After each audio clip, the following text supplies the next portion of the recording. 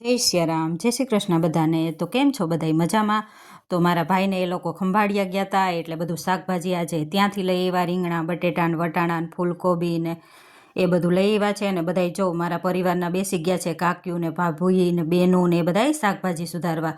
એક બાજુ રીંગણા સુધારે તો એક બાજુ વટાણા ફોલે છે, તો એક બાજુ લીલું લસણ સુધારે છે। એમ પોતપોતાની રીતે એક એક કામ સંભાળી લીધા છે। ને એક બાજુ મારા ફુવાએ બધાય મહેમાનો માટે ચા મૂકી દીધો ને આ બધાય શાકભાજી સુધારે એને બધાને સોડા પીવી હતી એટલે બધાને મેં સોડા ભરીને પીવડાવી દીધી। અને ગ્રેવી માટે ટમેટા પણ સુધારવા માંડ્યા, લીલું લસણ પણ તૈયાર થઈ ગયું છે। અને જો હવે બધું શાકભાજી બાફવા મૂકી દીધું, કેમ કે આજે ભાજી બનાવવાની હતી મસ્ત તીખી અને તમતમતી।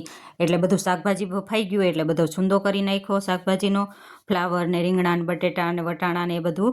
અને પછી મસ્ત મજાનો મારા બે ભાભીએ વઘાર કરી નાખ્યો। વઘાર કરવા ટાઈમે હું નથી, હું વાડીએ ગઈ હતી એટલે પરફેક્ટ રેસીપી નથી, એટલે હવે તો ખાલી મરચું પાવડર જ બાકી હતો અને છૂંદો નાખવાનો હતો। વઘાર તો મસ્ત મજાનો કરી નાખ્યો હતો।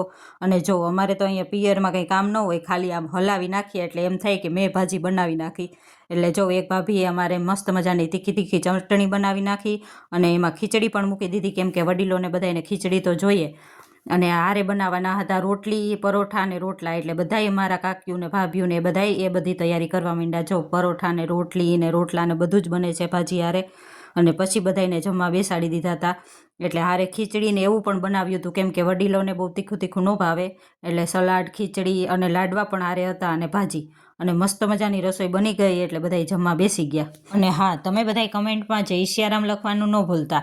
તો અમારે તો ભાજી ને રોટલી ને રોટલા ને સલાડ ને ચટણી ને પાપડ ને બધું જ છે, તો આવી જાવ જમવા। અને આવી રીતના સહકુટુંબ હારે જમવાની મજા જ કંઈક ઓર છે। તો બધા જ જમવા બેસી ગયા છે। તો તમને આ વિડીયો પસંદ આવ્યો હોય તો લાઇક, શેર ને સબસ્ક્રાઈબ કરવાનું ન ભૂલતા।